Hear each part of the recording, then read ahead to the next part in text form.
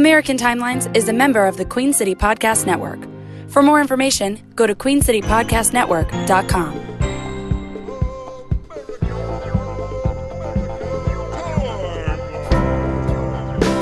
So now I'm obsessed with time. Come on, tell me about the time. Had it all in my head tonight. Had the time of my life. When the words all come down like clouds on You have to drink water while we start this. That's not water, that's rum mixed Okay. with orange juice. All right, let's try one more Coconut time. rum and coconut and orange doesn't go well together. Ew. Coconut and orange? Yeah. Yeah. All right. Welcome to another episode of American Timelines. I'm Amy. And I am American Patriot Joe. Oh, okay. And we are History for Jerks. You're a patriot I'm an today? American Patriot. Okay. I was going to say American Patriot Gary Peppers. No, you weren't. I was going to say that. No, so very obviously weren't. Do you know anybody named Gary Peppers? No, I wish. Do you wish you did? I think he sounds like a great guy. Brian Peppers? Swell guy. My name's Brian. Isn't Brian Peppers that weird looking mugshot on that? Welcome to History for Jerks presents American Timelines. You're just ignoring me. Yeah. Aren't you supposed to do a description of what American Timelines is? Like, what kind of podcast is this? Well, I thought you would.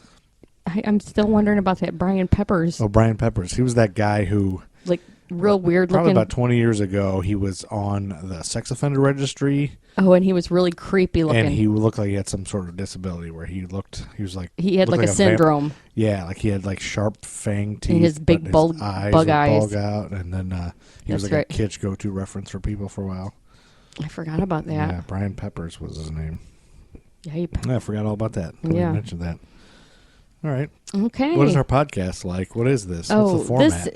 This is the podcast that brings you crazy and interesting facts and events from years gone by. You really need to find your paper. I know. That you said it so succinctly. I know. It's on QueenCityPodcastNetwork.com. It's like they took exactly what you wrote. Oh. The crazy, zany things that happen year by year. Queen City Podcast Network. There it is. This is the show that brings you all the .com. interesting... The Charlotte-based podcast that brings you nostalgic, interesting, and crazy events in American pop culture history year by year. Amy gives timelines of a true crime story, while Joe explains what was happening in pop culture 1 year at a time. All right. That kind of sums it up. That does. There should be another sentence that says, Joe's a effing idiot. I didn't know we were on there like that. Yeah. Yeah, we're on QueenCityPodcastNetwork.com. That's part of being a network, baby. Yeah, it's pretty profesh looking. Yeah. I like it. Yep. All right. Yeah, we're trying to do a thing. And so those of you listening, if you are listeners and you are in the Queen City in Charlotte and you've always wanted to meet Joe and Amy and say hi and meet us in person, come to the Queen City Comedy Experience. And on the Sunday, the last day of it, is International Podcast Day, September 30th, Oh, yeah, that's 2018. And we will be at Spirit Square in person with some of the other podcasts. right. Oh, are we doing that? Yeah, we're doing like a meet and greet, I think. Yep. Do you think there's going to be anybody that wants to meet us? Maybe not us. That but- might be the saddest day of my life. I'm standing there and nobody comes over. Well, maybe not us, but the other podcasts might want to meet us. And so we're trying to get all the other podcasts to kind of plug it too. And so we all just kind of, and if nobody comes, we can just meet each other. You know what I mean? It's true. We always meet each other. Yeah. I mean, we can meet the other podcasts. So Oh, we I don't thought you know. meant like me and you. No. You and I Me can, meeting you. No, we already know each other, but you and I, we're very intimate, lady. Yeah, I know. But you have never met anybody with the Charlotte podcast or the Yelp Charlotte podcast or the Cheers Charlotte radio where they talk about beer. You've never met anybody with the Creative Loafing podcast, or you may have seen, or the Comics Alternative, the newest member of the Queen City Podcast Network. Oh, nice. So we'll all meet and greet with each other, and they can get their people out there, and then we can talk about each other's podcasts. high-five each other, maybe tape our wieners together, and then go see Rob Schneider at the McGlowan Theater. That's right. So that's going to be fun. That's Yeah. a big fun time coming up. We're going to do that. So come and listen and be part of it and say hello. But now it's time before... Not to mention Ryan Burkett will be at Ryan Burkett... at the comedy. He will be. He's a listener, friend of the show, beautiful, tiny fellow with a sleeping disorder. That Several. also is a skilled improviser and sketch comedian. And he is actually teaching a workshop in that festival as well. Yes. But, It'll be fun. But let's jump right into 1972, shall we?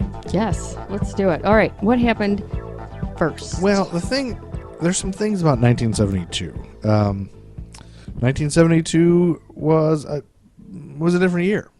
Things were changing. It was the year that tennis balls became yellow instead of white. Really? They were white or black. They became yellow in 1972. That's weird.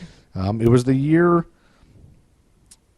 of the commercials. The two big commercials were, "Hey, Mikey, he likes it," Oh my God! Yes. and "The mind is a terrible thing to waste." Oh, the Negro College Fund. Negro College Fund that was launched in 1972. Those were the commercials on. Yep. And remember, Mikey, he likes it. Remember when they had a reboot of that in the it was the 90s or the late 80s where they did a contest, like they showed like like 25 adults and you had to guess which one was Mikey. Like, Oh, which I one didn't was know that. A bunch of jackasses. Like, which one did Mikey grow up to be? And then then there was a reveal. Oh, I don't remember that. There was, years after the commercial appeared, there was an urban legend spread. Oh, I think I do remember The this. actor who played Little Mikey had died after eating an unexpectedly lethal combination Yep. of Wait a minute. it's the thing everybody said that you die from, mixing these things. Oh God. And it's an urban legend, and I can't remember. Pop rocks and soda. Oh, that's right. Everybody right. says. Yep. It supposedly caused his stomach to inflate with carbon dioxide. But Mythbusters busted that myth. They debunked the story, and they also tried to contact Mikey. Mikey, whose name was, his last name was Gilchrist. But looks like with this document, I was doing You a new fucked it thing. up. I'm missing pieces of stuff. Also, 1972 is the year that it was ended up being the longest year in history because due to the inclusion of a leap day and 2 leap seconds, 1972 is officially the longest year in history. Oh, that's funny. So we're going to be covering that. This is the year we're talking about, the longest year in history we're talking about. We're talking about the year the F-15 Eagle fighter jet was introduced. Okay. We're talking about the year the household dish cleaner Dawn was released. Huh. We're talking about the year a crack commando unit was sent to prison by military court for a crime they didn't commit. These men promptly escaped from a maximum security stockade to the Los Angeles underground. Today, still wanted by the government, they survive as soldiers of fortune. If you have a problem, if no one else can help, Oh, boy. and if you can find them, maybe you can hire the A-Team. Wait a minute. At the beginning of every 18 episode, they say, in 1972, a crack commando unit was sent to prison. Oh. So the A-Team was based on the guys that this happened in 1972. That's when they were sent to prison. But it wasn't. There's not a real event that No, happened. it's a fictional show, but that's Okay. when it happened. Okay. Frankenberry cereal included dye that turned some children's feces pink in 1972. Oh my God. And due to an inability to break down the heavily dyed breakfast food, children's feces became pink, and this symptom was referred to as Frankenberry stool. Okay. I've always wanted some Frankenberry stool. I'm glad I know that. 1972 was the year Samuel L. Jackson debuted in film. Oh. The film Together for Days Okay. in 1972 it's considered lost. Nobody can find it. The film? Yeah, it has no known copies in circulation. That's weird. Samuel L. Jackson was still a student at Morehouse College in Atlanta, Georgia, when he portrayed Stan in his film debut. The film was about a romance between an African-American man and a Caucasian woman and the reaction of their friends and families to the mixed-race relationship. And that's pretty early to have that in a movie. Yeah, that's early. Maybe that's why it's missing. Maybe Yeah. some racist people took it. Other actors to make their film debut in 1972 are Ned Beatty in Deliverance, Jodie Foster in Napoleon Dynamite, What? No. Napoleon and Samantha. I was going to say. Yeah, but what if it's Napoleon Dynamite? Bob Hoskins made his film debut. Okay. Ben Kingsley made his film debut in 1972. Steve Martin, John Lithgow, Nick Nolte, and Lily Tomlin and James Woods all made their film debuts in 1972. This was the year of the debuts of all those people. Bill Cosby signed a $1 lifetime contract with the Harlem Globetrotters in 1972. This was, well, I was going to say it was pre-rape, but pre-knowing he was raping people. Yes. And then, so he signed a $1 lifetime contract. He played with the Globetrotters one game in 1972. For $1? Yep, for $1. But in 1986, his pay was increased to $1.05. And the Globetrotters, I think, are the only group to not disassociate themselves with him. Like all his other honorary degrees, everybody said, no, we're rescinding them now that he rapes everyone. Yeah. I don't think the Globetrotters have rescinded it. Really? Yeah, there's a... so he still gets... I think he's... I don't think he really gets it, but I think he's supposedly one... You know, because the Globetrotters are like a fake... Right, I know. It's not a real team. Yes. You know, they're just screwing around. Clothes had a lot less static cling in 1972. This is the year we're in. Thanks to the introduction of Bounce dryer sheets. Okay. That came in 1972. Doritos started selling nacho cheese Doritos in 1972. They were just regular old corn chips until then. That's funny. The nacho cheese came on Doritos in 1972. This is the year we're jumping into the future. It's the Learning Channel debuted in 1972. It was founded by the Department of Health, Education, and Welfare and NASA. Did you know that? And now it has like Honey Boo Boo. It was the or something on Appalachian it. Community Service Network, and now it's got Honey Boo Boo on it. Probably. Yeah. Television shows, the top 5 television shows in 1972 were All in the Family, Sanford and Son, Hawaii Five-0, Maude, and Bridget Loves Bernie. Those were the top 5 shows. I have no memory of Bridget Loves Bernie. Well, let me tell you about it. Bridget Loves Bernie was created by Bernie Slade, depicting an interfaith marriage between a Catholic woman and a Jewish man. Bridget Loves Bernie was based loosely on the premise of the 1920s Broadway play and 1940s radio show Abby's Irish Rose.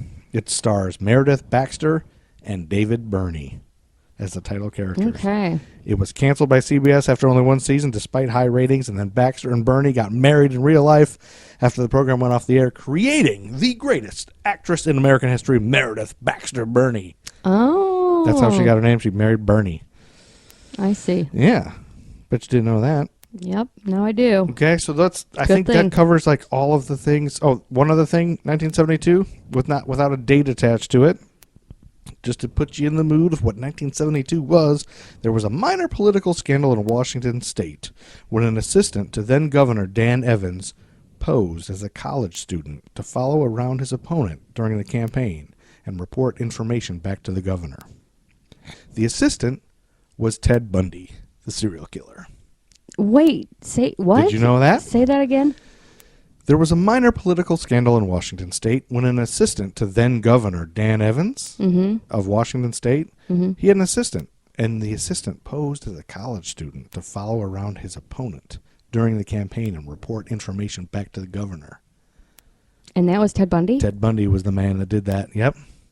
I knew he was a Republican, like he was in Young Republicans and stuff. Yeah, so he was like actually helping with the campaign by infiltrating another one.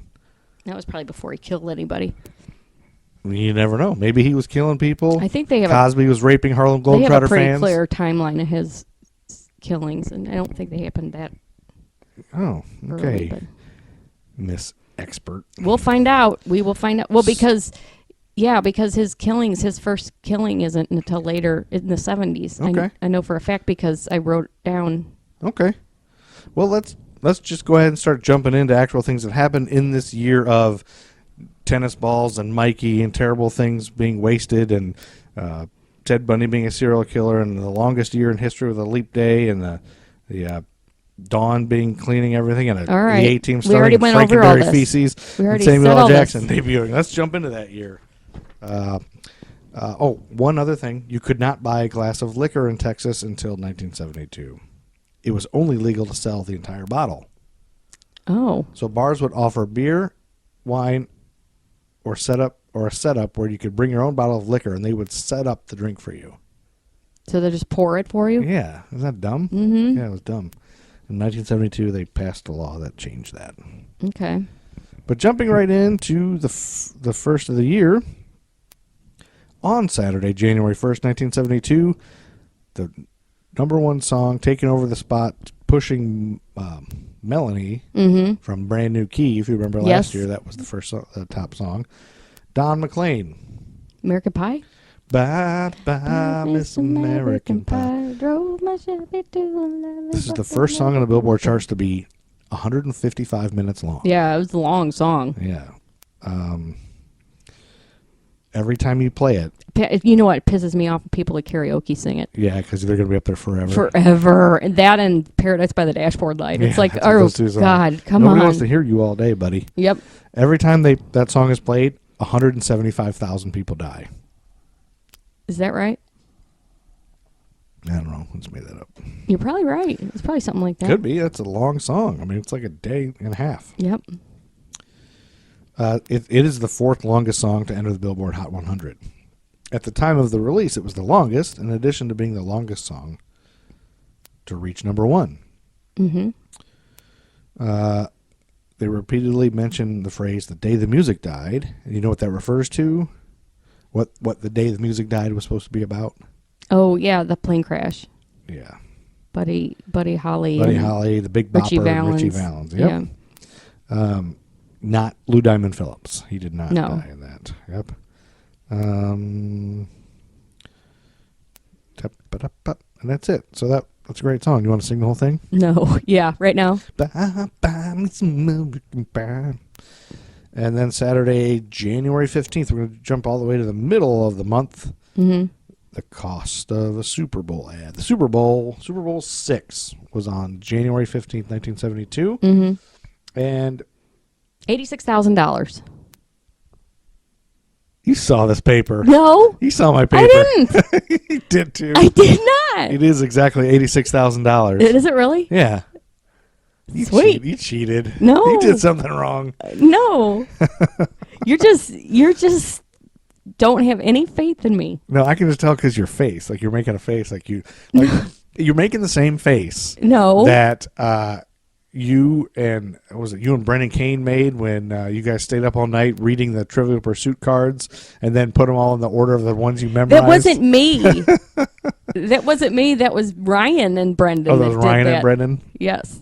Anyway, we had a fun friends drinking party and weekend where we were playing games. They memorized all the trivia. They stayed up all trivia. night memorizing the trivia cards from Trivial Pursuit. And they knew like every answer when we played the next day. That was so stupid. Such a dumb thing. Anyway, you have that shit-eating grin on your face, so that's why I think you cheated. Nope. Anyway, you're right. $86,000 was the cost of the Super Bowl ad in 1972. Mm-hmm. And Super Bowl 6 was a game between the Dallas Cowboys and the Miami Dolphins. And it was the Cowboys' first Super Bowl victory. They defeated the Dolphins by a score of 24-3, and it was played at Tulane Stadium in New Orleans, Louisiana. Mm-hmm. This is the second time the Super Bowl was played in that city. And despite the southerly location, it was unreasonably cold at the time, with the kickoff air temperature of 39 degrees, making this the coldest Super Bowl ever played. Oh. You want to guess who the MVP is? Nope. Here's a hint. It rhymes with Flodger Crawbach. I still don't know. Roger Staubach, duh. Okay, see? Yeah, why would I know that? Why would you know that? You don't like enjoyment and happiness in sports. Nope. The national anthem was performed by the U.S. Air Force Academy Chorale. Yeah. And the halftime show was a salute to Louis Armstrong with Ella Fitzgerald, Carol Channing, Al Hurt, and the U.S. Marine Corps drill team. God, Ella Fitzgerald was still alive in 1972. Yeah. That's crazy. Carol Channing was just walking around going, "Diamonds are a She was girl's young. best friend." She was young back then. You think? Yeah. Oh, yeah, I guess she would be. It was 1972. Yeah. Well, everyone probably wanted to hook up with her. Oh, you think so? Carol Channing? Yeah. You know, here's the thing I'm going to tell you, and I don't know why I get these three people mixed up. But it takes me a second. I have to picture each person. Okay. Carol Channing, Mm-hmm. that woman who had the lamb puppet. Yeah, whoever Sherry. that is, Sherry. Yeah. and Charo. all three of them. I don't know if they're just always were on Hollywood Squares or something when I was a kid or something, but I could see that. I get all three of them kind of Mixed mixed up. up. I mean, I definitely know Charo is a different one, but No, I lump all three of those three in one category. I could see that. I bet there's like a, what is it, Olympics with the Stars they used to have? That was, remember that? They used to have, Yeah. I wonder if there was an episode of that with all three of them in there for some reason. Battle of the Network Stars. Battle of the Network Stars, that's what it was called. Yeah, I can't believe we haven't found that yet. I don't know if it is yet. I think it's later in the 70s. It was late 70s. Sunday, January 16th, 1972. In the subject of politics, this Sunday, January 16th, 1972, was Bloody Sunday. Okay. Sunday, Bloody Sunday. Oh, that's what they're singing about? Yep. Okay. And then on Sunday, January 3rd, you want to know what Bloody Sunday was? Yeah. Oh, wait a minute. Hold on. Messed up something. Okay. Sunday, January 16th, 1972, was the Super Bowl. Because it wasn't on a Saturday. It's Super Bowl Sunday, you idiot. I have Saturday the 15th. So my dates got messed up. So Sunday, January 30th was Bloody Sunday. Nobody cares what day of the week it was anyway. Some people might. On January 30th, British troops shot unarmed protesters in Northern Ireland, killing 13 civilians. And I looked it up a little bit just to see, like, what were they protesting? It's just kind of like the same stuff now. They're protesting, like, gerrymandered elections and things like that. So, just history just keeps on doing the same old thing It does. over and over. Yep. What happened on February 3rd? On February 3rd in Boone, North Carolina. Oh, you mean the same day as the Iran blizzard, which caused approximately 4,000 deaths and the deadliest blizzard in recorded history? A snow blizzard? A snow blizzard, yeah, dropping as much as 26 feet of snow. What? Completely covered 200 villages, and the snow lasted nearly a week. Oh, my God. An area the size of Wisconsin was entirely buried in snow. I didn't know it even snowed over there. Apparently it did in 1972 on February 3rd. And how many people died? 4,000. Oh, my God. That's terrible. Yeah, That's so a lot that of same people night. to die. And So this maybe is they probably weren't prepared for it. this is also a snowy night. Oh, so speaking of snow, the size of Wisconsin, and where did this happen? In Wisconsin? Boone, North Carolina. Oh, Boone, North Carolina. That's close to us. I And know. We're here in Charlotte, North Carolina. That's right. The Queen City. That's right. So it's a snowstorm, and there was 40-mile-per-hour winds, and the roads were treacherous. But Up in the mountains of Boone, North Carolina. that's right. But there was this man, Bryce Durham, who was 51. He was determined to go to his Rotary Club meeting that night. The Rotary Club meeting was on February 3rd. Thursday. It was a Thursday night, February 3rd, the same night. So wait, you're telling me he was comfortable missing Me and the Chimp on CBS for his Rotary Club meeting? I think so. Which was a show about a dentist, Mike Reynolds, living a good life with his wife Liz and his two children when Scott and Kitty, their kids, find a chimp. And That's so dumb. And then he reluctantly agrees to keep it, but finds his life turned upside down when the 8 buttons causes chaos on a regular basis. I can see why that was a long-lasting show. Yeah, well, yeah, it only lasted one season. Yeah. But Gary Marshall produced it, and I watched the episode that was on this night. God. I found it. You did? And it was an episode where Buttons the chimp eats the dentist Mike, the dad, eats his newspaper. Jeez. And he was really upset because he really wanted to see the... And that was the whole episode, pretty much. He wanted to see the obits or something, or the want ads. Oh, jeez. You ate the It was obits? like Curious George, the sitcom. Yeah, it was ridiculous. Yeah. But here's the crazy thing. Is the scene that I watched... Okay, I didn't watch the whole thing. I just watched one scene. Yeah. It was terrible. Yeah. It was basically set in the Brady Bunch house. It looked like the same exact set. They Yeah, the 70s. Outside in that backyard. Yeah. And it had the grass was made of that... AstroTurf. Artificial turf. Yeah. And they're sitting out there having their morning breakfast while the monkey's eating their newspaper. And then you bad monkey. Yeah. It's like Alf, but it can't talk. Yeah. And then inside, it's got orange shag carpet, like really shaggy shag carpet. Yep. But then that same stone fireplace. I wish like they shag had carpet would come back. Oh, I know. But how did you vacuum that? I know. They make long-haired carpet like that, like area rugs But I'm thinking that about are like, when that you long. drop stuff in it, like didn't it all just gets stuck in the vacuum Yeah. cleaner all the time? You would think that those, it would get sucked up and the yarns would be. But it looked like soft. It looked like it was luscious on your feet. It's so ugly, though. But think of, like, how would you get the pubes out of it? I don't even want to think about that. Okay. Anyway. So he's going to the Rotary Club meeting. So this Rotary Club meeting is missing Me and the Chimp, the greatest television show in history. Because tonight, the Green Berets were going to perform demonstrations of military skiing. Oh, at the Rotary Club? Yeah, in nearby Blowing Rock. I guess that might... Blowing Rock, not Boone. I like the demonstrations of military skiing. Oh, military skiing. Yeah. I thought you said scheming. No, skiing. Which I don't know what that would be. Yeah, that's not even a thing. Oh, military skiing? Yeah. They're going to demonstrate Yeah. it in the snow? Okay. So...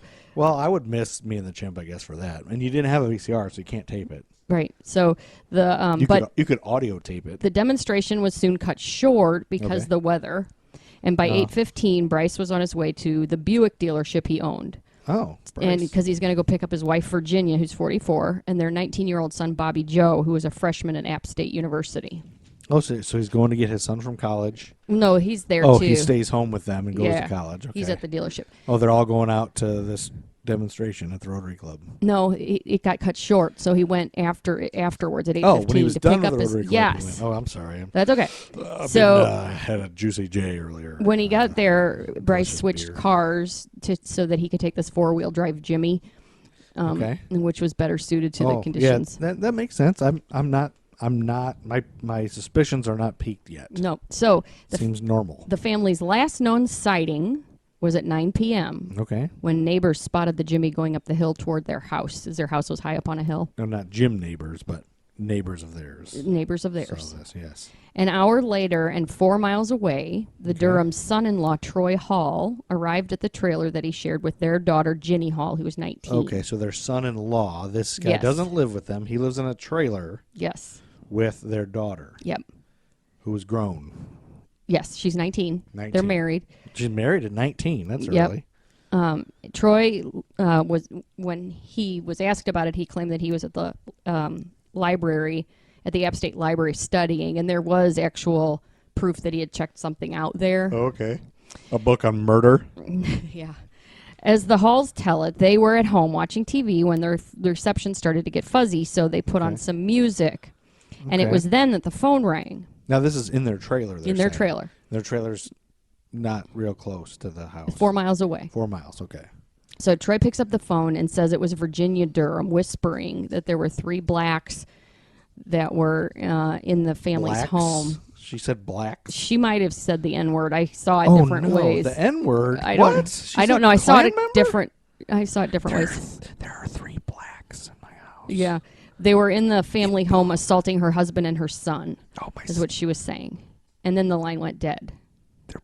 Yes, they're assaulting. There are 3 black guys in my house assaulting everybody. That's right. Yeah, you're gonna what? And so, All right. So as we all know, the classic racist white piece of shit. Just well, I everything think they in do the wrong. '70s, everybody said that. Everybody said blacks. There's just Or everybody black just people. blamed black people on it. Yeah, they blamed Yeah. everything on black people. I mean, like we haven't really changed that much if you think about I it. hope they have, but I I mean, don't like know. this just reminds me of that. I mean, the famous one is that Susan Smith, yeah. who murdered her in cold blood, murdered her children, And then said it was drowned black them. guy. A horrible, and then black guy did it, Yeah. and people believe it because they're fucking racist. Oh yeah, that makes sense. A black guy must have done That's it. right. That's terrible. All right, get off your soapbox. No, I'm sorry. I am. No, I'm sorry. I'm just You're good. We're white done. people. You are no longer allowed to listen to my podcast. All This right. is only for black No, people. okay. All right. We don't all need to do that. We All don't right, need to do won't do that. Okay. So Anyway, I'm mad about it. so he tries to call back, but there's a busy signal. Okay. He can't get. So he decides to head over there and see if everything's okay. And of course, the idea of calling the Busy police. signal. No, wait. Explain what a busy signal is to the millennials that are They listening. know what a fucking busy signal No, they is. don't. They've never heard of it. Yes. That's not a thing. In All right. Worlds. Okay. So There's no cell phones.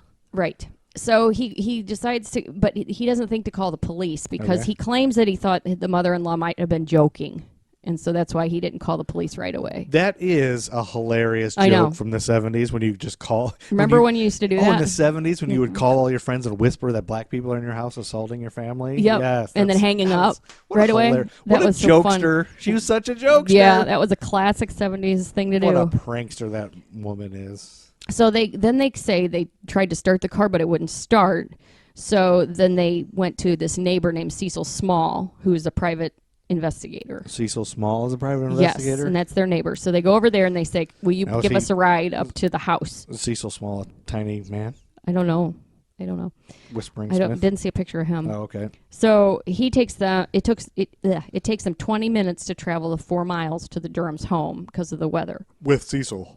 Yeah, Cecil's going with him. Cecil's driving. Okay. When they get there, they can't get his car up the hill. Because it's too snowy and So icy. they end up getting out and leaving Ginny in the car. Now, earlier, I'm just putting my, I'm becoming a master sleuth now. Yes, I know. Because you said earlier that they were last seen at 9 p.m. walking up the hill. Is that because they can't drive up they couldn't drive up the hill? No, either? they weren't walking up the hill. They were seen going up the hill. Oh, not walking, but No, driving. Okay. driving. All right, well, never mind. So- I said walking. Okay. Rewind it back and make sure. So, well, if I did, if I Because did, growing I pains- know. Because okay. growing pains, I know. you're sometimes I wrong know. and never admit it. So Okay.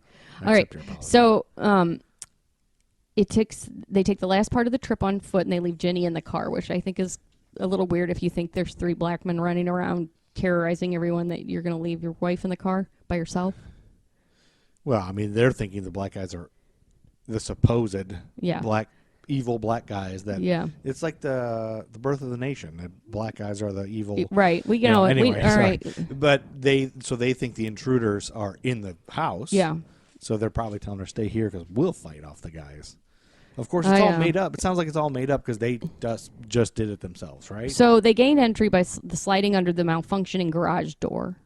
Sliding their bodies they under slid it? under it, yeah. Okay. And then they find the home's been ransacked, and they can hear running water from the downstairs bathroom.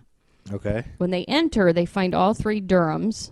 They're bound, and they're drowned in the bathtub. Oh. So their fully dressed corpses were still aligned at the tub's edge. I would say, how do you fit all 3 bodies in a bathtub? And then their heads were bobbing in the still running water. Oh, so they weren't in the bathtub. Their heads were. Their in the heads bathtub. were, they were leaned over the edge, aligned right next to each other with their heads in the water. What? And you can see pictures of really online yep, right now? Yep, you can Let's see Google that. What do we Google if we want to see that?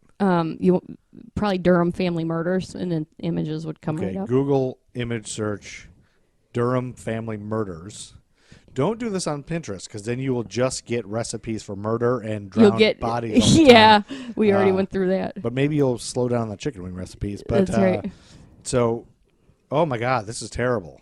Oh my God, look at their butts. You just see. So they must have held their There's heads. nothing wrong with their butts. No, it's just like you see just their butts and they're holding their heads. Under Like the they must water. have held. This took more than this.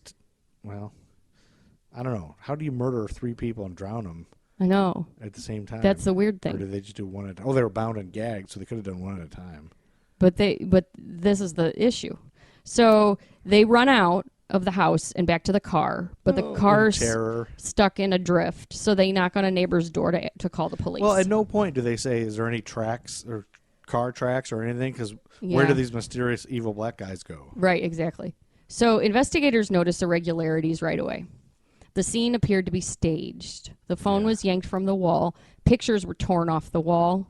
And the sheets were stripped off the bed. It's just weird just stuff random like things. Like nobody's going to do that. Clearly somebody just went through the house trying to rough it up. And then there was also a bank deposit envelope with several $100s laying in plain sight on the dining room chair. Okay. Yeah, if you're an intruder breaking in somebody's house randomly, people you don't know, to murder them in their bathtubs, you're going to take the cash. That's right. So then approximately a mile away on Poplar Grove Road, police found the still running Jimmy, the ones that the That's Durhams weird. drove home. I And know of its a lights Poplar and its Grove Road. wipers were on. And so there was no skid marks. Wait, how far away was it? It was about a mile away. Their car was a mile away with the wipers and lights on. Yeah. And there weren't any skid marks. And it almost looked like the vehicle was placed there to draw attention or something. Footprints. It would be footprints of the snow, right? I don't know if it would probably be covered by this point. Oh. On the back seat, police found a pillowcase containing silver plates, which were the only items of value that were missing from the home. Okay. So an autopsy shows that although rope burns were evident on all 3 Durhams, Virginia was the only one strangled to death. The other 2 drowned. But it was the family's car that was found, right? Yes. Okay. Say that last bit again. Okay. If somebody was drowned. The autopsy showed, although rope burns were evident on all 3 Durhams, Virginia was the only one strangled to death. The other 2 drowned. The other 2 were drowned. And there were no defensive wounds. Yeah, they weren't fighting back at all. So that indicates, as a sleuth, More than one person. Oh, I thought it'd be somebody they know.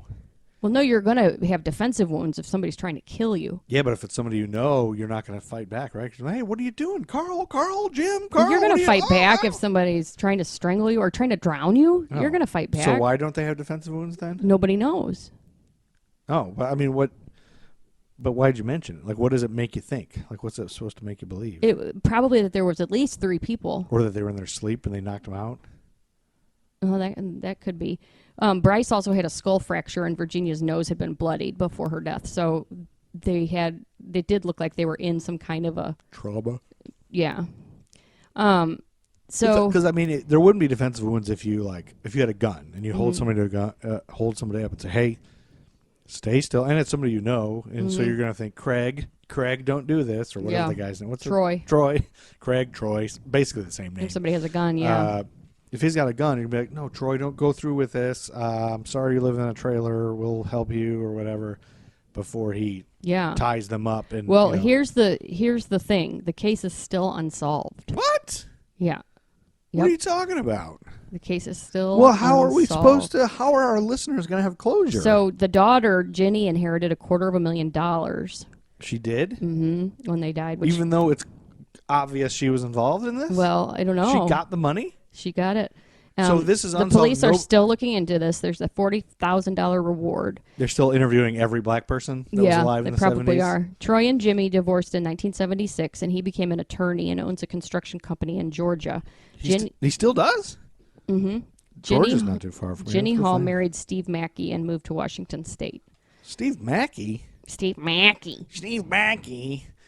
I wonder if... Now, Steve Mackey... I don't know about you, but to me, Steve Mackey just sounds like a guy who's kind of a dick. Well, fuck Steve Mackey. Well, I don't know. No, he might be a nice guy. He's probably a nice guy. So it's a mystery in the moonlight. So there's a chance we could contact these two and just interview them. I don't think so. No, we're going to bring this to light. People I'm pretty sure they wouldn't talk to idiots on a podcast. We are idiots. That's true. I did talk to one of our listeners recently who said they hate the ones that are left unsolved. Oh, really? Because they're just like, you do all this and then we don't know. Like, what? I want to know how it ends. And I could see that, but also it's kind of fun to think about theories, like whether the theories. Yeah, well, that's what I said to the person who was Steve Brace, who I would talk about. I told him, I said, I actually, I kind of prefer them to be unsolved because then he can be like, ooh, what if? Maybe this happened. Maybe aliens. Maybe that. But this, I don't know if you're just leading me to this direction, but to me, this is a clear-cut, easy, solvable case. It's obvious that they did it. It's obvious well, but they got off there's only scot-free. 2 of them. They had Cecil. No, you think he was involved too? Well, hell yeah. If he What's in it for him? Well, he went up to help. Yeah, but he could have been a pawn, not stage the scene. What if they had him find? What if they had already done all that? They brought him to and then acted like yeah, wow, so that there was a Cecil? witness. It was a witness to the discovery of the bodies. No, obviously, like you said, 2 people couldn't do all that unless he had a. But you gun. have to have a witness when you discover a dead body. Yeah, but if he's got a gun, because and he's otherwise like, hey, you're in trouble. You guys stay still, Bryce. Bryce, don't move. I'm going to shoot you. And then he tells Peggy, what's the daughter? Virginia. Virginia's the wife. What's the daughter's name? The son, you mean? The daughter who married Steve Mackey. Oh, Ginny. So Ginny, here's what I think happened. Ginny and Kevin. No, Troy. Ginny and Troy. I can't get these names right. Ginny and Troy show up and they're like, hey, we're living in a trailer while you're living high on the hog. I have a gun. Don't move. Bryce, don't move. Ginny, tie him up. Ginny ties him up because they're all bound. Yeah. And then the wife comes in and goes, oh, no, what are you doing to Bryce? My love of my life. And then he points the gun at her. It's like, listen, misses. So you think Troy could then overpower the dad? No, the gun. He didn't overpower him. He's but not fighting. the dad was drowned. Right, but he's bound already. Yeah. So he's tying him up. But he was fighting the drowning because that moment you're dying anyway. So how are you going to fight if your arms are tied behind your back? Well, I think somebody could be really strong to force their head into underwater like that. I think it could be really hard. He's got a gun. I mean, He's got a gun. Pistol whip if the him? guy's not going to, if you're getting drowned, you're not going to care if somebody's got a gun at that point because you're being killed. Yeah, but you can't do that much if you're bound. Well, And I don't gagged. know. I see it both ways because I can also So you think black guys? No, came in and I did don't this? think black guys. I don't think there was a phone call. You think the phone call was a lie? So why is he lying about that if he didn't kill him? Why would don't he make know. up that story? I don't know. But like if it was like a business deal, like a business partner wanted to kill him, the Buick dealership or something, and went in and killed them all, and then if that really did happen, then Is that somebody's belief? Somebody believes that happened? no, I'm just saying if somebody else did do it, then I can see the actions, like some of the actions that they took are weird, but they're not, like not calling the police right away. I can see that, okay, let's go see if they're okay. Like maybe he was like, I don't know if I heard it right, or maybe since it was whispered, maybe he was just saying to his wife, like, I don't know, something's wrong, but I don't know what it is. Let's go see, kind of thing. Yeah. Maybe. I don't know. I think the moment you say they blamed it on black people, it makes me Yeah, you're right probably away right. think that because that's the classic white people just because other racist white like everyone was racist Yeah, and maybe in the mountains more so. I don't know. In the South they Yeah. were, that's right. Or one other theory, aliens. Well, Because if there's no don't defensive think wounds, it's that doesn't make aliens. sense. So aliens put a spell on them. yeah, I don't think so, honey. Aliens they have no need for cash. Yeah. Aliens have no need for cash.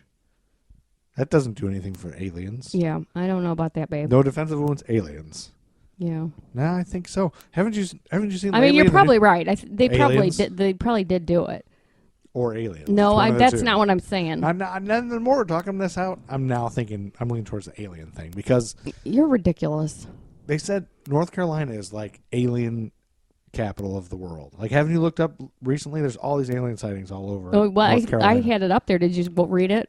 No, Oh, I had something about an alien. North Carolina UFO sightings. I had it up on the computer. No, there's just been ones recently in Uptown. There's a guy with Oh, a video really? on YouTube. People have been posting like he's just I don't know what this is, but it's just hovering over the city, and here it is, and nobody's saying anything about it. Well, maybe it was aliens, babe. Or maybe it's a Goodyear blimp. Yep. Anyway, What's next?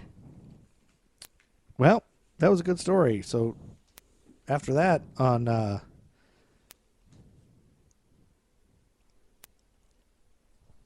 February, that was February 13th. That was the story of me and the chimp. Okay. Did you know that the Yelp Charlotte podcast connects you with great local businesses? This podcast includes events, reviews, and interviews featuring the people and businesses that make Charlotte, North Carolina, the vibrant, dynamic city it is. The bi-weekly show is hosted by Yelp Charlotte Senior Community and Marketing Director Nikki Wolf, and recent guests have included former Carolina Panther Steve Smith, Ice Up's son, and Heather McDonald from Cup Crazed. I friggin' love cupcakes. Find out who's making things happen in Charlotte with the Yelp Charlotte podcast. Anyway, we live in the Queen City. We're part of the Queen City Podcast Network, and you got to listen to the Yelp Charlotte podcast as well. Well, then we'll jump to February 12th.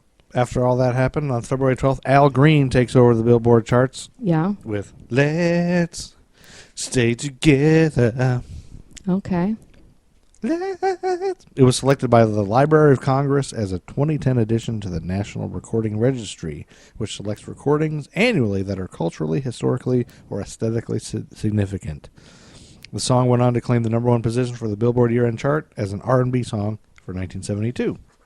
Very good.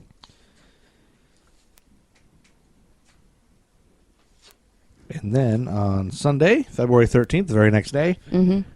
one of the top grossing movies, Cabaret, was released. Oh, yeah. Liza Minnelli. Starring Liza Minnelli. She plays a female girly club entertainer. Sally Bowles. Sally Bowles. She romances two men while the Nazi Party rises to power around them. Director Bob Fosse. Yep. It's a Bob Fosse directed film. Okay. Liza Minnelli, Michael York, and Helmut Graham. Mm-hmm. British author Christopher Isherwood, who created the character of Sally Bowles in his short story Goodbye to Berlin, enjoyed the attention the movie brought to his career, but felt Liza Minnelli was too talented for the role. According to him, Sally, an amateur talent who lived under the delusion she had star quality, was the antithesis of Judy Garland's daughter. Oh, burn. Yeah. The film won 8 Oscars, but not Best Picture. It lost that, as well as Best Adapted Screenplay, to The Godfather. Yep. Who cares about the rest of it? In an interview given at the time of the film's release, Liza Minnelli said, "You could tell she was the star of the cabaret in which the movie is set because she's the only performer with shaved armpits." Oh, I wonder if that's true if you watch it. And we'll have to look and see some armpit hair. 'Cause I love me some armpit hair. We watched the trailer for this, so Yes, we did. We try to watch all these trailers of movies we haven't seen, and it looked terrible.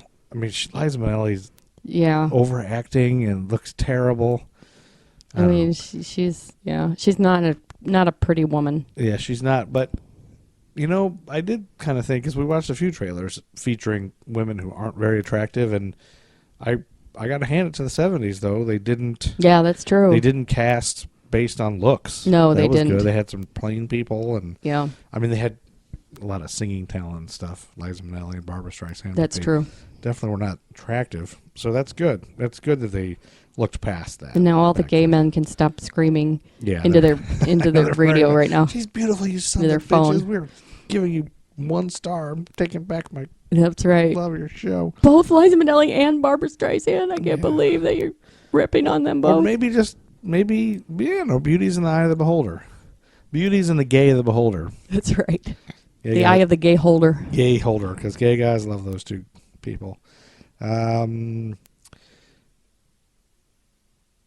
Saturday, February 19th, Nilsson takes over the Billboard charts. Nilsson? Without You? Nope.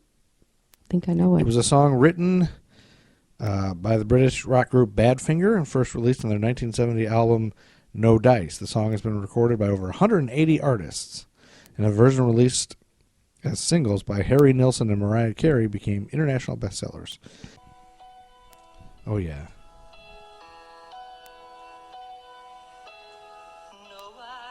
Oh, yeah.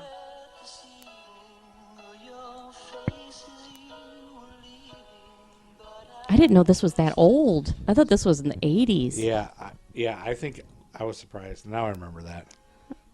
I can't live a living is Without you, I can't live. I can't live anymore. I can't live. Can't believe, forget this evening. Oh, your face is you were living. All right. Yeah, that. I was actually singing that to my office mate who was going on vacation for 2 weeks. He's a small little fella. Does he listen to the podcast? No, his wife didn't like it, and so he stopped listening to it, I think. Jerk. She just said it wasn't for her. Well, she's British. That's okay if she didn't like it. He didn't have to stop just because she didn't. Well, I think they listen to podcasts together. Together. Oh. Maybe. So, I don't know. I think every once in a while he'll listen, but I think it's too much for a lot of people. Yeah. A lot of people don't want to listen to an hour and a half every week. That's true. But anyway, I sang that to him as he was leaving and tried to hug him as he ran out the door. I bet he loved that. That's how it goes. Can't live, a living is without you. I didn't know it was called Without You, though. Yeah, I I didn't called either. something else. But anyway, yeah, so that was, and there's a million versions of that. Yeah. Like the Mariah Carey version was real big, and That's right. she made a lot of covers.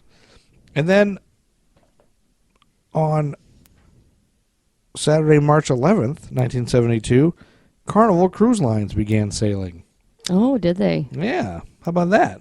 That's pretty sweet. You've always wondered, when did Carnival Cruise Line start? March of 72. Never wanted to go on a cruise. I still have no desire to go on a cruise. None. You see one boat filled with feces, and that's That's it for me. Okay. Yeah. Never going to do that. If that's a possibility. Trapped on a boat with a bunch of strangers. And If it's a possibility to be stuck in the middle of the ocean covered in feces, then I'm just going to pass. what are you talking about covered in feces? You didn't hear about those Carnival, like a bunch of Carnival cruise lines the plumbing backed up? No. While they're out in the middle of the ocean and the boat's filled with feces. Oh my god. Everyone's feces were like filled, liquid feces were like filling all the yuck. cabins. So you had to sleep in feces. What? Yeah. That's disgusting. Yeah, it's disgusting. It's awful. So Carnival Cruise Lines, our sponsor, Carnival Cruise Lines. Yeah, right. Carnival Cruise. We just lost a sponsor. We're never going to get them. Nope. I never thought we'd get them anyway, so I'm not worried about it. Then March 18th, 1972, Neil Young takes over the Billboard charts with Heart of Gold. Keep you searching for a heart of gold. And I'm growing old. The song features backup vocals of James Taylor and Linda Ronstadt. Did you know that? Oh, I didn't know that. Linda Ronstadt, sorry. This is one of a series of soft acoustic pieces which were written partly as a result of a back injury. What are you doing? I was yawning. Oh, Sorry. you're like making a bunch of sounds. Nobody like that. This is one of a series of soft acoustic pieces which were written partly as a result of a back injury. Unable to stand for long periods of time, Young could not play his electric guitar, and so he returned to his acoustic guitar, which he could play sitting down. He also played his harmonica during the 3 instrumental portions, including the introduction to the song. Okay. Yeah. Sweet. Boom. And then Friday, March 24th, 1972, a movie was released that inspired Rodney Dangerfield's signature line, "I can't get no respect." He said, "All I heard was the word respect. You've got to give me respect. To respect him," I thought to myself. It sounds like a funny image, a guy who gets no respect. So he started that? Yep, based on this movie. You know what movie it is? No. Animal rights activists protested this movie for the horse's head scene. Oh, Animal House. No, the horse's head scene. Oh, Godfather. Yes, Godfather. Francis Ford Coppola told Variety, "There were many people killed in that movie, but everyone worries about the horse. It was the same on the set. When the head arrived, it upset many crew members who are animal lovers, who like little doggies. What they don't know is that we got the head from a pet food manufacturer who slaughters 200 horses a day just to feed those little doggies." So it was a real head? I guess. Oh. Marlon Brando wanted to make Don Corleone look like a bulldog, so he stuffed his cheeks with cotton wool for the audition. For the actual filming, he wore a mouthpiece made by a dentist. And this appliance is on display in the American Museum of the Moving Image in Queens, New York. Huh. Did you know that? No. I didn't know that either, that he had Something in his mouthpiece mouth. in his mouth. But he did talk like he had something in his mouth. Yeah, that's what I've always thought. Like, that's the weirdest thing. Like, why is nobody addressing the way he's talking? Like, what's he got in his mouth? Yep. I didn't know it was because he wanted him to be like a bulldog. Anyway, I'm going to watch this movie. Yeah. I've seen parts of it, all the probably famous parts, and maybe I've seen it and I just don't remember it all the way through, but I need to watch it again. Yeah, it's a good movie, I think. It's supposed to be good. And then on March 25th, the very next day, America takes over the Billboard charts. Okay. Remember them? Yep. You know what they sing? I can't remember. Been through the desert on a horse with no name. It feels good to be out of the rain. Yep. Do you know that this song was banned by some U.S. radio stations? Why? Because of supposed drug references to heroin use. Is that what it's supposed to be about or something? Because heroin was called horse. Oh, it was? Sometimes, yeah. Oh, okay. But I don't think that was what it was really supposedly about. But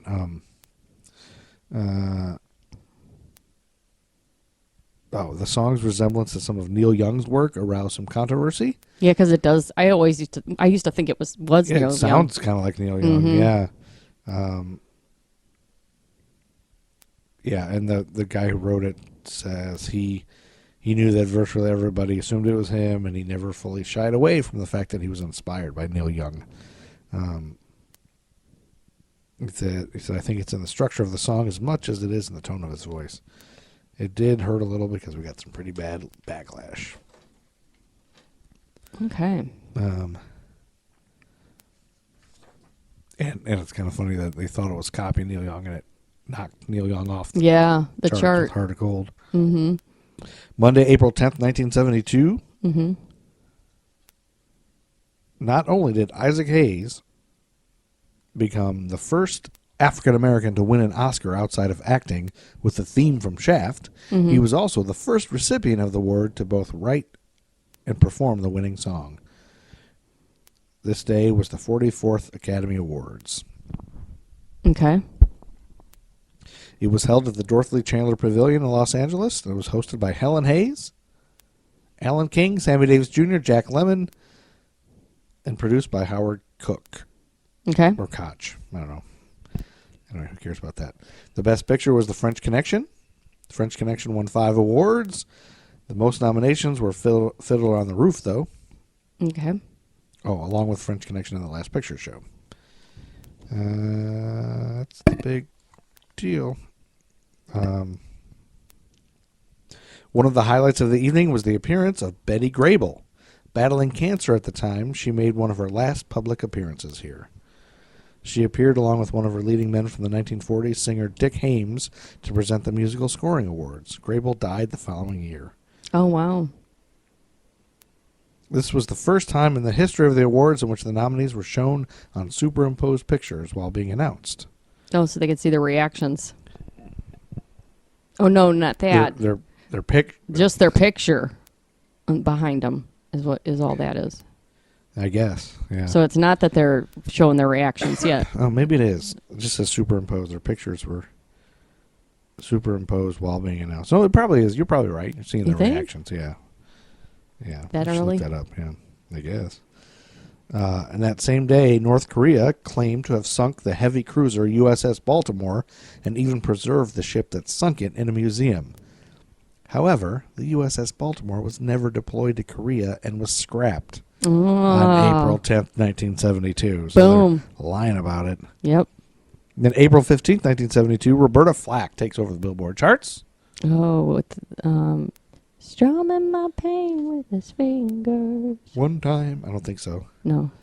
Okay. The first time I ever saw your face. The first time ever I saw your face. Yeah, first time ever I saw your face. That's right. Yeah. I don't like that song. It's very, very overwrought. It's very long and kind of... Yep. This was a folk song written by British political singer-songwriter Ewan MacColl for Peggy Seeger, who later became his wife. Mm. At the time, they were lovers, although MacColl was still married to Joan Littlewood. Seeger sang the song when the duo performed in folk clubs around Britain. Who cares? Who cares about any of Who that? cares? Fuck that. Fuck it. Fuck that song. Roberta Flack. That's right. I don't care about her much. And then Thursday, April 27th, 1972, Apollo 16 pilot Charles Duke left a plastic encased photo portrait of his family on the surface of the moon with the message, "This is the family of astronaut Duke from planet Earth. Landed on the moon April 1972. Oh, wow. Is it still there? Probably. I mean, Yeah. remember there's that other plastic thing? Yeah. The Sculpture. the moon is probably just littered with garbage Yeah. we've left there. Yeah, it probably is. Yeah. Somebody finds like, oh, somebody left all their crap here. Oh, it must be Americans. Scummy Americans. Well, that's back when people used to think, oh, we could live on the moon someday. Yeah. Like, that was big back then. I think some might. I don't think you can live on the moon. You can. No, I don't think so. You figure it out. We'll adapt. All right. And then Thursday, May 11th, the Stanley Cup champions.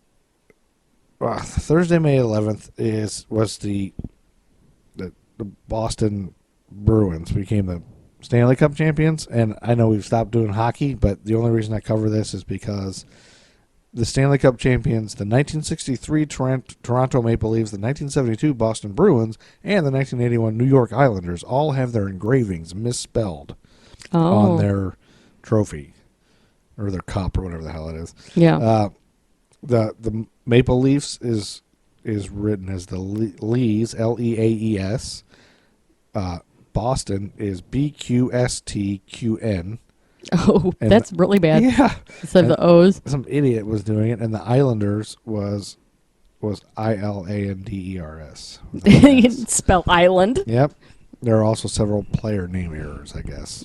Jeez. Wouldn't you just like redo it? Like, wouldn't you get it fixed get or it- something, or do another cup or whatever? Right. I don't know. I don't get it. I don't either. It's just like a trophy, right? I don't know. That's what I think. And then on Wednesday, May 24th, 1972, one of the top 5 movies that year was a documentary about Malcolm X. Oh, yes. It was called Malcolm X. Malcolm X. It was Documentary. rated PG. It was 91 minutes long. And James Earl Jones narrates this fascinating and moving documentary about the life of the assassinated black leader through various sources. Okay. Yeah, it looked kind of interesting. We watched the trailer online or on YouTube somewhere.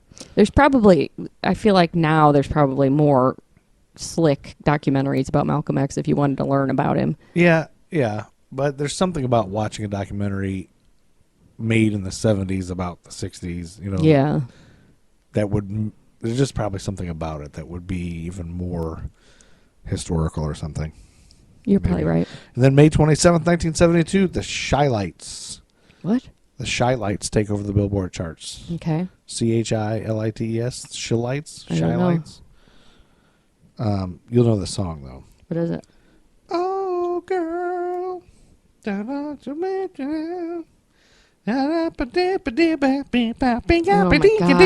Oh girl, I sort of know. Your singing is God, like the worst. I can't sing it all. Like I can think hear it. I think I know it. That's the weird thing is how come I can hear it, but I can't like translate what I hear in my head to my vocal cords. Oh girl, and maybe I'm remembering it wrong too. Here we go.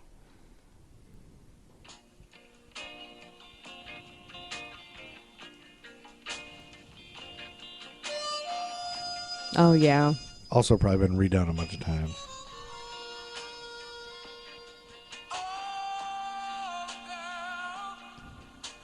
Trouble if you left me now. Yeah, that's so 70s. Look at the afros. He had giant round heads.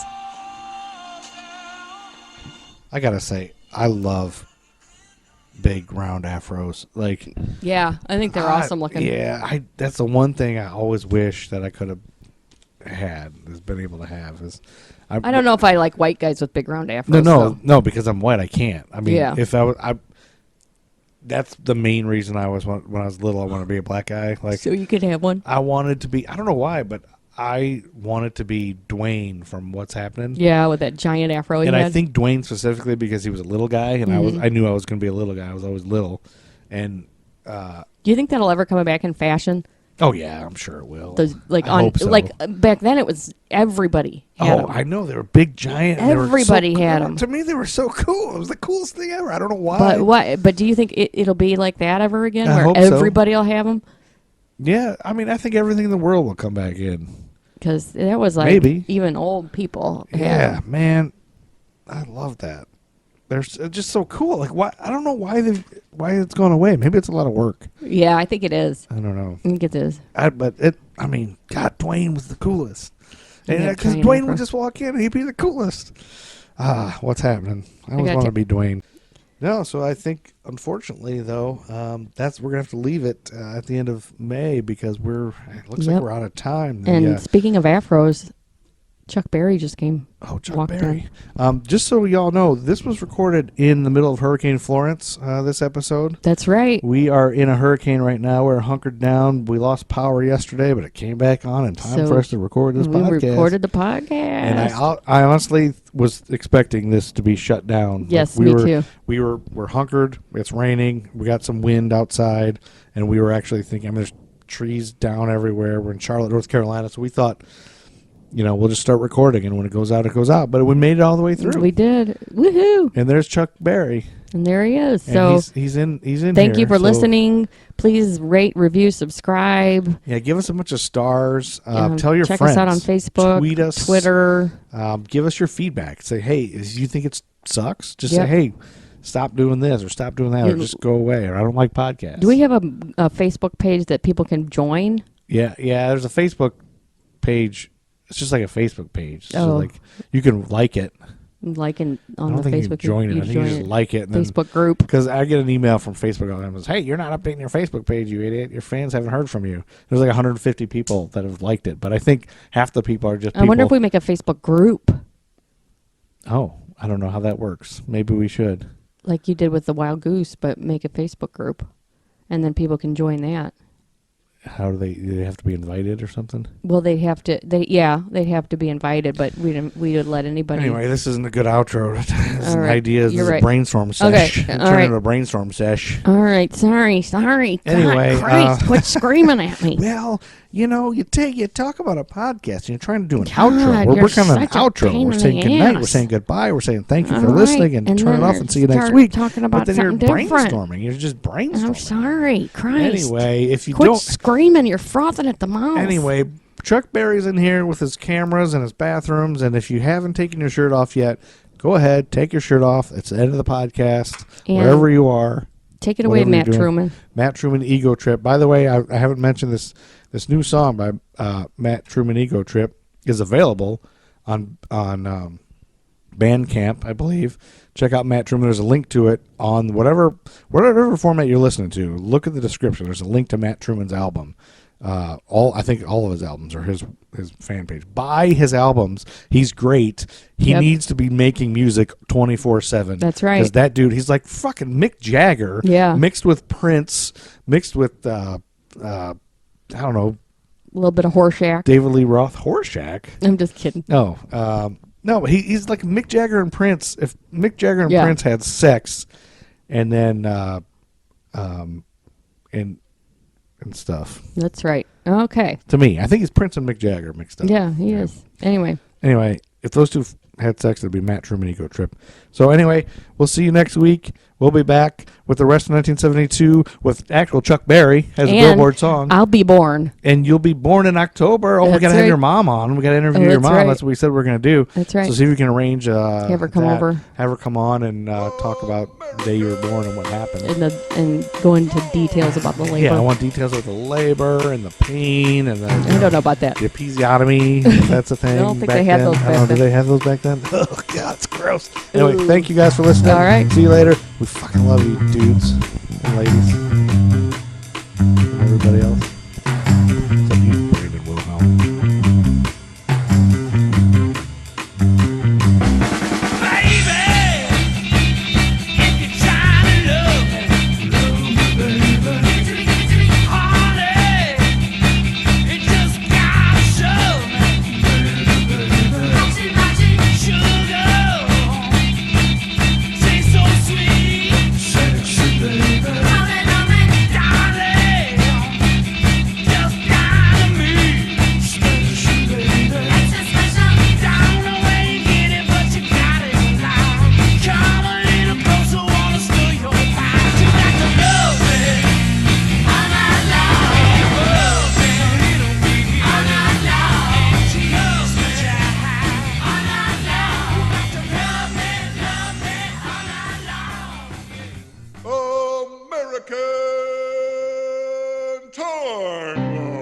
American Timelines is a member of the Queen City Podcast Network. For more information, go to queencitypodcastnetwork.com.